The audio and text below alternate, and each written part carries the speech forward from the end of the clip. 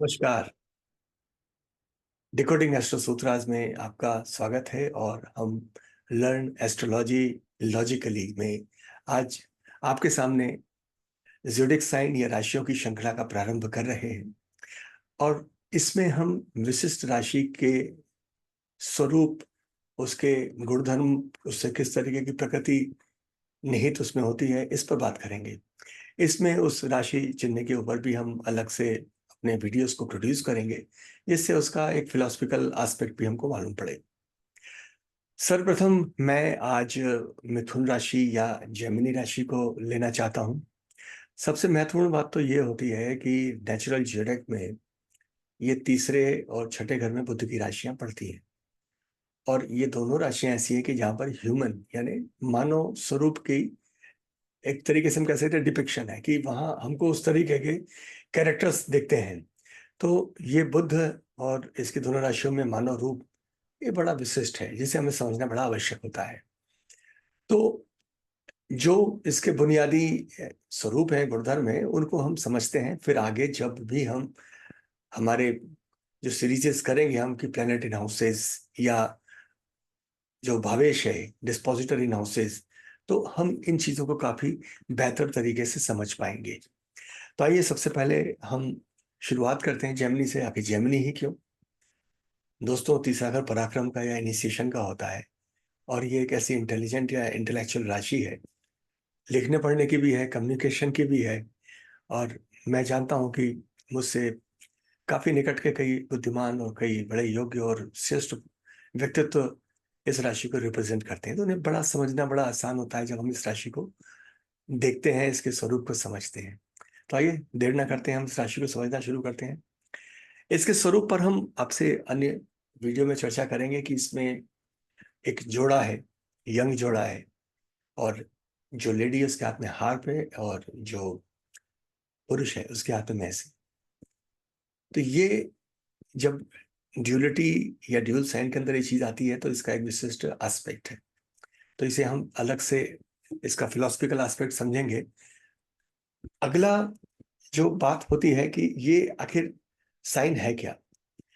दोस्तों, जो बुध की राशि है, दोनों राशियां ही बुध की जो ड्यूल साइन है। तो ड्यूल साइन का मतलब होता है मल्टीप्लिसिटी, यानी किसी भी चीज को बहुगुणित वो कर सकता है। लेकिन साथ में ये साइन एजुकेशन की स्ट्रेंथ, एजुकेशन भी दिखाता है और आदमी के इंटेलेक्ट भी दिखाता है। अगर हम इस साइन को पूरी तरीके से स्पष्ट करना चाहें तो ये एक इंटेलेक्चुअल साइन है, यानी ये बुद्धिमान या बुद्धिमत्ता को ये साइन रिप्रेजेंट करता है। ऐसा जातक जो है वो लिखने पढ़ने में, कम्युनिकेशन करने में, या हम जो कहते थे शुरू में कि पत्रोत्तर यानी कि अपना exchange of ideas through, I think we can say कि लिखने पढ़ने से, तो इस तरीके के जातक इस चीज में इन्वॉल्व होते हैं। जर्नलिज्म जैसे एक एस्पेक्ट आता है, फिर इससे निकल करके जब आप प्रोफेशन इत्यादि को समझने की कोशिश करेंगे कि वो प्लेनेट डोमिनेट करता है तो किस तरीके की चीज आएगी।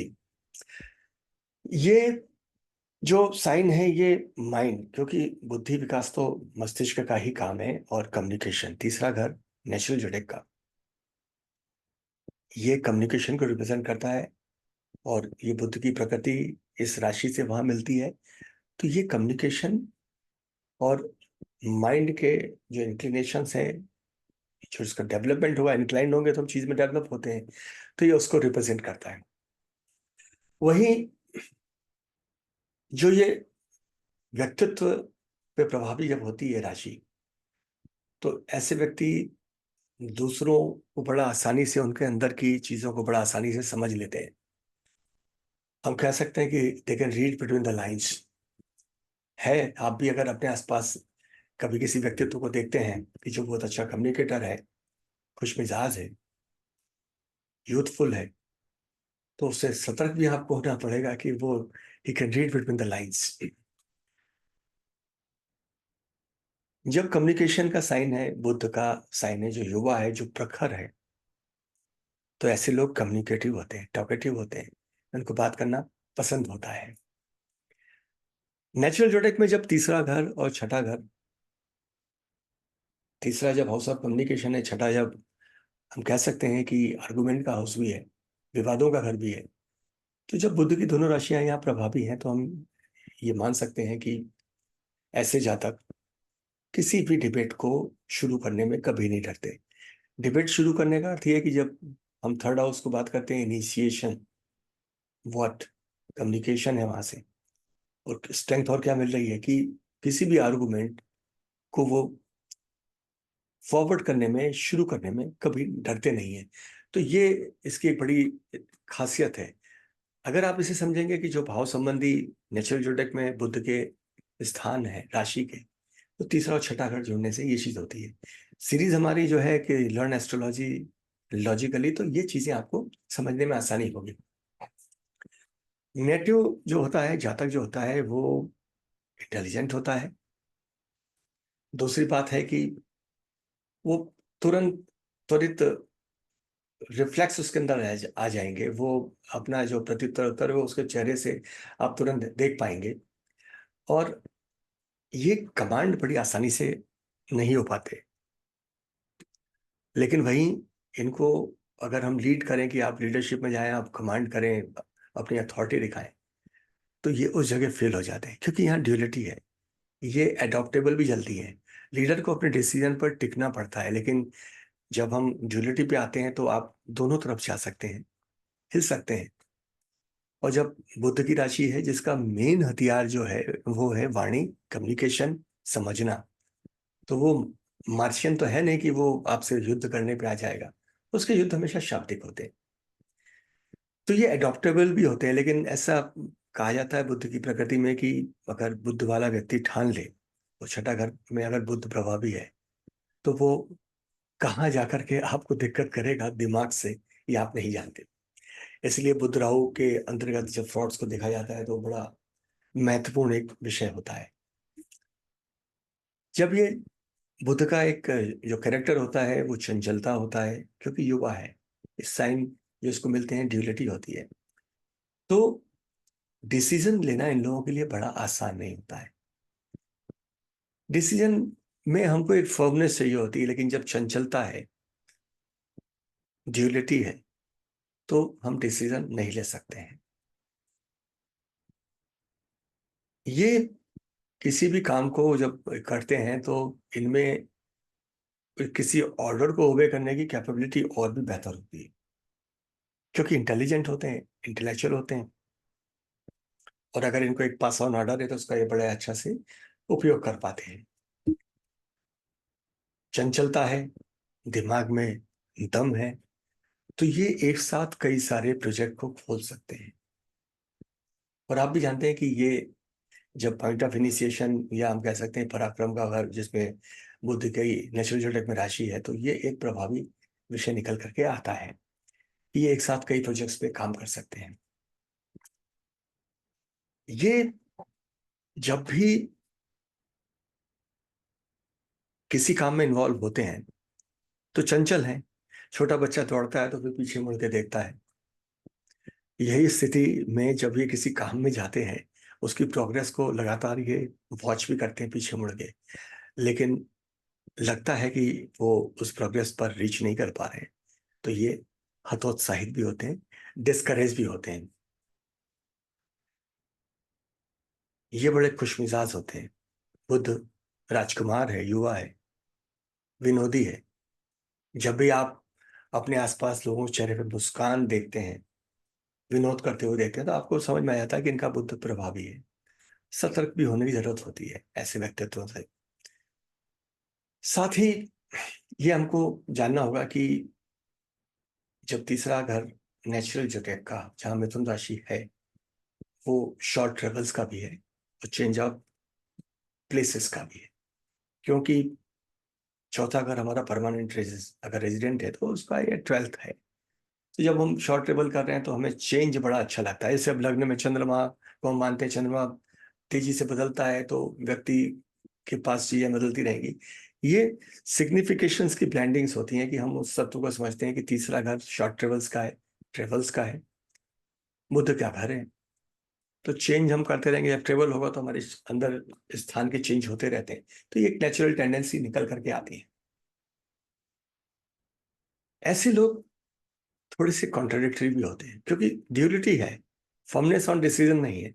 और जब ये दोनों चीजें होती हैं और फिर एडॉप्टेबल भी होती हो, आप इन्हें एक बात कह दी, लेकिन अगर आप उस बात पे नहीं टिक पाए तो वो कॉन्ट्राडिक्शन तो हो ही जाती है ना। And they are intelligent also, they are intellectual also.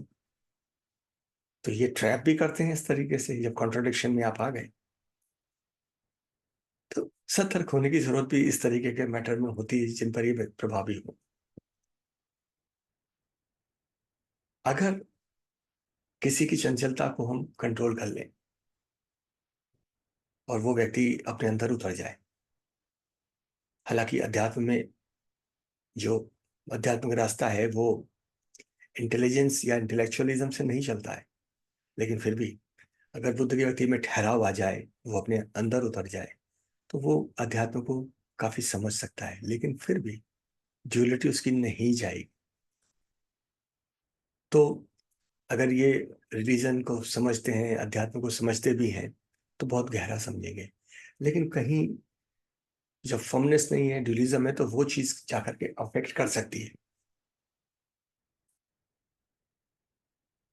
रही बात फाइनेंस की, तो फाइनेंसेस में इनके हम अप्स एंड डाउन देख सकते हैं, क्योंकि थोड़ा फिकल नेचर है। दूसरा, जब फंड को या फाइनेंस को समझने की बात आती है, तो ये लॉजिक आपको लगाना होगा कि हम भावात भावन से जानते हैं कि धन का भाव दूसरे से दूसरा तीसरा होता है, और अर्थ त्रिकोण में छठा घर भी आता है, दूसरा घर भी आता है।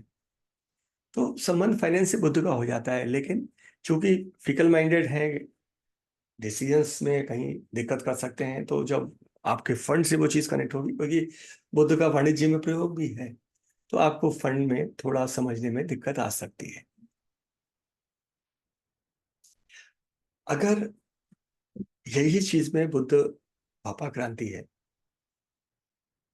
तो ये तकलीफ ज्यादा बढ़ भी सकती है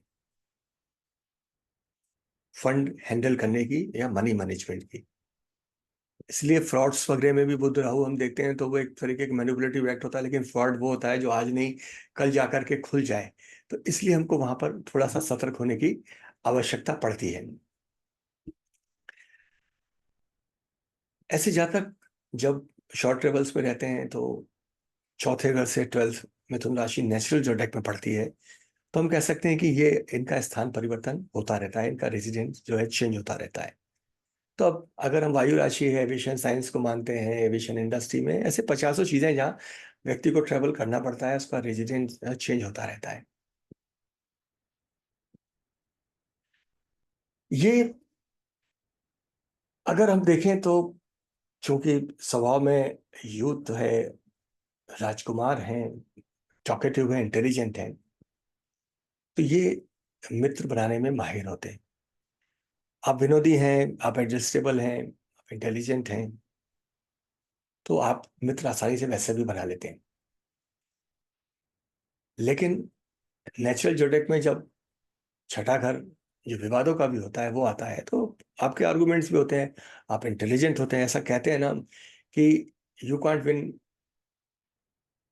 आर्गुमेंट एन आर्गुमेंट, क्योंकि आप अगर जीतते हैं तो भी आप हारते हैं, क्योंकि आपका दोस्त साथ से छूटता है, और आप हारते हैं तो भी आपको बुरा लगता है, तो वो दोस्त साथ से छूटता है। तो इसलिए इनकी फ्रेंडशिप में भी दिक्कतें आती हैं। तो उसके रीजंस क्या हो सकते हैं? उसके रीजंस ये हो सकते हैं, they are intelligent, they can argue, they can initiate argument. तो ये सारी चीजों में दिक्कत इनको होती है। इनका जो जीवन साथी है वो नॉर्मली ये इंटेलिजेंट पसंद करते हैं थोड़ा सा। अगर हम मिथुन राशि से सातवें घर धनु राशि की प्रॉपर्टी समझे, तो हमको समझ में आता है कि वो इनसे ज्यादा मोर मैच्योर हो, साथ में ये जितने सांसारिक हो उतना वो वैल्यू बेस्ड हो। तो ये स्पाउस हमेशा, या इनके जो पार्टनरशिप होती है, इसमें ये ज्यादा उम्मीद करते हैं कि इनका जो स्पाउस है वो इनसे ज्यादा समझदार और चीजों को देखने समझने वाला, खूबसूरती से हो, इनसे ज्यादा बुद्धिमान हो। वहीं अगर हम बात करते हैं कि अगर ये इनके स्पाउस से कोई इनका विवाद है, तो स्पाउस से विवाद होने का अर्थ क्या होता है कि आप उससे आर्गू नहीं कर सकते। और अगर हम धनु राशि के तत्वों की बात करते हैं तो वो अग्नि प्रधान है और गुरु की है, थोड़ा जस्टिस वैल्यूज वाली है, तो वहां इनको आर्गुमेंट करने में दिक्कत जाएगी। अगर हम इनके संतान से इनके आकर्षण को समझें कि मिथुन राशि में संतान का पक्ष देखते हैं तो निश्चित ही वो तुला आती जो इनका मित्र साइन है। तो हम ये कह सकते हैं कि ये अपने जो बच्चों से काफी करीबी रखते हैं, बच्चों के लिए बहुत केयरिंग होते हैं, बच्चों को बहुत खुश रखते हैं और बच्चों के लिए इनके सेंटिमेंट्स या इनका दिल हमेशा धड़कता रहता है। ऐसे लोग जब टॉकेटिव हैं, बात करना पसंद है, विनोद पसंद है, तो इन्हें मित्रों की जरूरत पड़ती है। तो ये व्यक्तित्व हमेशा समूह मित्रों के आसपास आपको मौजूद मिलेंगे। अगर हम इनके शारीरिक संरचना को समझना चाहें तो ये एवरेज हाइट के होते हैं और ऐसा टेक्स्ट में कहा गया है कि इनके लंबे हाथ और थोड़ा सा लाइट कॉम्प्लेक्शन। टेक्स्ट बुक तो कहती है कि हल्का सा ग्रीन, लेकिन वैसा कोई कलर नहीं होता है। लेकिन जो शुक्र प्रधान कलर हैं या जो गुरु के हैं वो इस तरीके से इनको नहीं मिलते हैं और बॉडी इनकी स्लिम होती है क्योंकि यूथ है, राजकुमार हैं, तो आप फिट हैं, मूवमेंट में हैं, तो आपका शरीर उस तरीके से मिलेगा। अब तीसरा घर जब आता है तो वो आपके एक तरीके से गले को रिप्रेजेंट करता है। तो जो रेस्पिरेटरी ट्रैक है ऊपर, फेफड़ों से ऊपर वाला, इन जगहों पर आपको देखा जाए या हमारे शोल्डर्स उस जगह पर होते हैं। अगर बुद्ध में कोई पापाक्रांति इम्पैक्ट्स हैं, मिथुन राशि पे इम्पैक्ट्स हैं, तो आपको इन जगहों पर डिसीज हो सकती है। और ये वाणी को रिप्रेजेंट करता है, तो लेरिंग्स हमारे हैं, वोकल कॉर्ड, राइट, जो चेस्ट के ऊपर का हमारा रेस्पिरेटरी एरिया है, इसके लिए इनको सचेत भी होना पड़ता है। बुध और नर्व्स का भी बड़ा एक तगड़ा संबंध है। तो बुध अगर डिस्टर्ब होता है, मिथुन राशि अगर उस तरीके के इन्फ्लुएंस पर है, तो इनको नर्वल डिसीजेस हो सकती हैं। ये जब इंटेलिजेंट है, इंटेलेक्चुअल है और किसी भी आर्गुमेंट को करने में दिक्कत नहीं है, तो ये लोग रिसर्च में, साइंटिफिक रिसर्च या किसी भी जगह पर फील्ड में रिप्रेजेंटेशन की जरूरत पड़ती है, तो ऐसे लोग इस तरीके की जॉब से बड़ा फिट होते हैं कि किसी भी चीज को बहुत खूबसूरती से रखने की बात आए तो ये उसमें रख सकते हैं। अगर उस समय इनसे ड्राफ्टिंग से बात करें कि पब्लिश रिपोर्ट या एक लंबे रिप्रेजेंटेशन आर्गुमेंट पे जाएं, प्रेजेंटेशंस पे जाएं, तो ये उस जगह पर बड़े सक्षम तरीके से काम करते हैं, जो मिथुन राशि इनकी स्ट्रेंथफुल है। डिप्लोमेट्स, डिप्लोमेट का होता है अर्थ आप जानते ही होंगे, कूटनीतिज्ञ। बुद्ध है, read between the lines, adjust कर सकता है, डिसीजन पर्पस मालूम है, आर्गुमेंट इनिशिएट कर चुका है, तो they are good diplomat. Sales कर सकते हैं बहुत अच्छी, they are brokers, computer experts, लेखन है, जर्नलिस्ट हो सकते हैं। एनालिटिकल एबिलिटी है तो मैथमेटिशियन हो सकते हैं। इसमें और भी ग्रहों के इम्पैक्ट्स पड़ सकते हैं। रेलवे मैन, क्योंकि हमने कहा कि इनका स्थान परिवर्तन रहने का लगातार बदलता रहता है, रेलवे हमारा ट्रेवल को भी दिखाता है, शॉर्ट ट्रेवल्स को भी दिखाता है। हम कह सकते हैं ट्रैवलर्स, ऑथर्स एंड टीचर। अगर किसी व्यक्ति का बुद्ध बड़ा स्ट्रांग है तो ये मैथमेटिक्स में और एस्ट्रोलॉजी में भी बड़ा स्ट्रांग हो सकता है, क्योंकि गहरी सोचने की ताकत इनमें होती है और किसी चीज को बड़े जुझारूपन से ये समझ भी सकते हैं। तो ये इस साइन की बड़ी तगड़ी खूबसूरती होती है। ये व्यक्ति जो होते हैं, इनका सोसाइटी में बुद्धिमान के रूप में बड़ा तगड़ा रिप्रेजेंटेशन होता है, इनको स्वीकारा जाता है और बड़े समझदार या रॉयल लोग इनको पसंद भी करते हैं। साथ में अगर हम इनकी बात करें और बुद्ध इनका स्ट्रेंथफुल है, साथ ही में हम ये माने कि बुद्ध अच्छे प्रभाव में है। तो ये गहरी रिसर्च और गहरी जो खोज है जिन चीज़ों में इंटेलेक्चुअलिज्म या इंटेलिजेंस से समझने वाली, वहां पर ये अगर कंसंट्रेट कर लिए तो ये बहुत आगे जा सकते हैं। तो ये मिथुन राशि के जो प्रभाव व्यक्ति पे हो सकते हैं, इस राशि की जो खूबसूरतियां हैं, जो इसकी स्ट्रेंथ या वीकनेसेस हैं, हमने इन पर चर्चा करी। इनको आप अगर समझते हैं तो जब भी जातक पर ये राशि और इस राशि से संबंध रख के बुध प्रभावी होता है तो ये कैरेक्टर व्यक्ति में निकल करके आता है। तो जल्दी इस पर हम और जानकारी आपके सामने लेके उपस्थित होंगे। देखते रहिए हमारा यूट्यूब चैनल डिकोडिंग एस्ट्रो सूत्रास। धन्यवाद, नमस्कार।